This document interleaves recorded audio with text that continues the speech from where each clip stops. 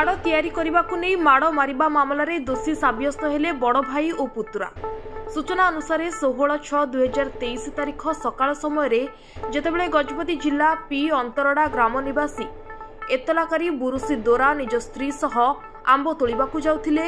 सही समय तांको बड़ भाई जाम्बिंग दोरा और पुतुरा जयेश दोरा आसी बाड़ तैयारी कथा को केन्द्र करी पाटितुंड आरंभ करथिले और परे सेमानंकु मारधर करी लहुलुहाण करथिले, जहा फल एतलाकारी बेहोश हो जाइथिले। परे खजुरीपदा डाक्तरखाना को चिकित्सा पाई जाइथिले। निज जीवन प्रति विपद थिबा कथा भाबी एतलाकारी मामला नंबर 69 रे एक मामला रे से समय आर उदयगिरी थाना रे उपरोक्त 2 अभियुक्तों नाम रुजु करथिले मामला।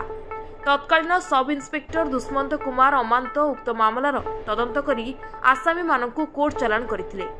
8 जन साक्षी बलिष्ठ बयान तथा प्रमाण को भित्ति करी एही मामलार शुणाणी करी मान्यवर सीनियर सिविल जज तथा जेएमएफसी सौदामिनी विश्वाल भारतीय पिंगल कोर्टर धारा 323 रे उक्त अभियुक्त मानकु दोषी साब्यस्त करी प्रोबेशन ऑफ ऑफेंडेस एक्ट धारा 3 अनुଯାयी भर्सना कर एभली कार्यरू भविष्य निर्भूत रहिबा पई कड़ा चेतावनी दैछंती।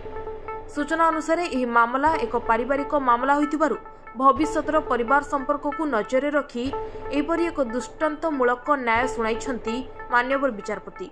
सरकार पक्षरु एपीसी हरिकृष्ण प्रधान एही मामलार सफल परिचालना करिथिबार खबर भारप्राप्त कैडर पब्लिक प्रोसिक्यूटर राजेश कुमार मिश्र सूचना दैछंती।